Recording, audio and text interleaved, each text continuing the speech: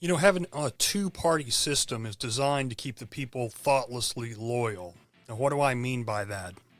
We've got two choices as viable political parties and ideologies, and that ensures that the majority of citizens who are interested in politics support either the public or the private sectors at all times, because obviously, if you're more on the right, you support the private sector. If you're more on the left, you support the public sector. And when conservatives and people on the right, even libertarians oftentimes, when they hear the term private sector, they equate that with the average Joe working man or the small restaurant owner or the small farmer, something like that.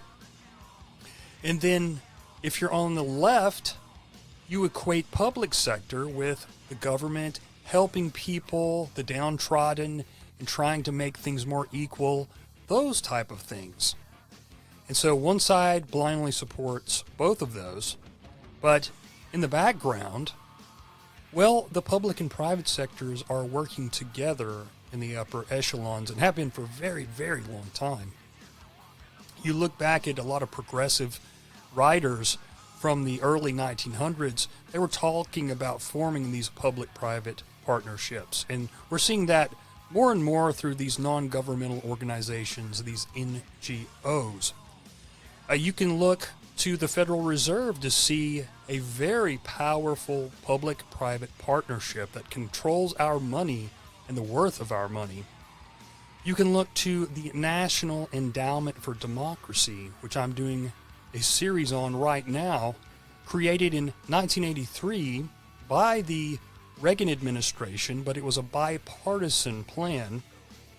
And in actuality, as from testimony of former intel people, it was created by the CIA to foster revolutions in these foreign governments, coups, regime changes.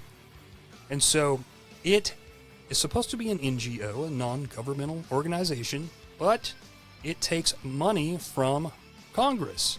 And it even has members of the Senate and the Congress and former members of the government working for it, but also backed by big corporations and lenders. So that's another public-private partnership. Very, very powerful. So we've got the majority of people, like I said, who pay attention to politics, supporting both public and private sectors at all times without question most of the time. And that keeps this partnership that's going on in the background going. It keeps the gravy train flowing for these. It's basically corporatism or fascism, really. It's it's a protectionist racket, and I talk about that all the time. That's the true system we have, for the most part, is a protectionist racket. And this method has been so successful for so many reasons. But mainly, when you give a group an enemy, say the left or the right, Democrats or Republicans, people tend to react in very predictable ways. It goes back to the old, ancient ways of tribalism. We haven't changed a bit in that regard. And predictability is key when ruling over large numbers of people. So keep these things in mind.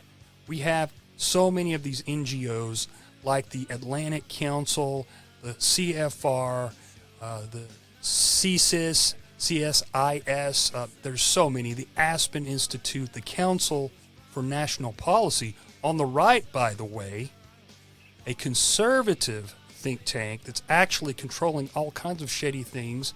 They're more like Trotskyites or Fabian socialists.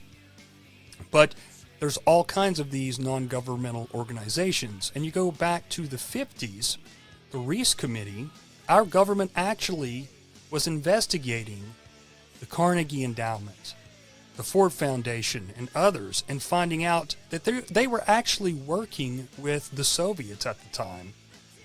They actually wanted to form this global government, sort of like the League of Nations, or what they wanted the United Nations to be. But they were going to merge the U.S. and Soviet Russia together. That's what they wanted. So all these woke companies are not exactly a new thing. There's always been these woke industrialists and globalists and lenders. So you got to remember that too. The public-private partnership. You couldn't have had communism or socialism, and you couldn't have had these armies that fought for communism and socialism without big money. Somebody's got to fund that. And you look to the works of Anthony C. Sutton, who wrote The Best Enemies Money Can Buy, talking about how the U.S. had given the Soviets technology to make things. And they had even given them funding. In fact, up until a couple of years ago, we were still giving foreign aid to Russia. And you see the way we're giving all this money blindly to Ukraine, not knowing, where half of it is even going. And we give tons and tons of money to Israel, who are already a very wealthy country. So the public-private partnership is huge. And another thing that happens when we go in and overthrow these governments, or we foment a coup, is that a lot of times these governments, when they unravel, they need money to rebuild and to get things back together. And boom, that's where you've got the National Endowment for Democracy and USAID and Freedom House and Open Society and all these different organizations coming in together. And you've got the IMF and the World Bank making these huge loans to these countries. But guess what? These countries have to obey the rules that the IMF and the World Bank put forth, which usually means they have to stop all the regulations and forget about these local companies. You've got to let all these big Western monopolies into your country and these lenders into your country. And they make these loans, these huge loans with this big interest rate, and these countries have no way of ever paying it back. So they rule the country. That's just the way it goes. And so all of these different NGOs and the government and the private sector at the top, the military-industrial complex, which is much more than just weapons manufacturers and security industries, they end up ruling. So public-private partnerships, look into it, be aware of it. Not all are bad, but many are. And it's just a way of eroding, not democracy, but it's a way of eroding a constitutional republic, which is what we have. They love to talk about democracy, democracy, democracy. It's just a joke. It's become a joke. Democracy itself, the word, doesn't know what it even means.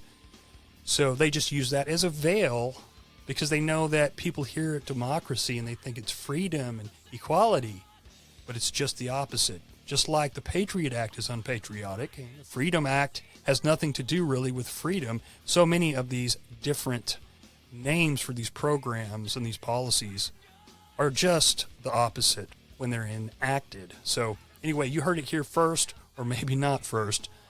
But cheers and blessings. Thank you for listening. And remember, their order is not our order.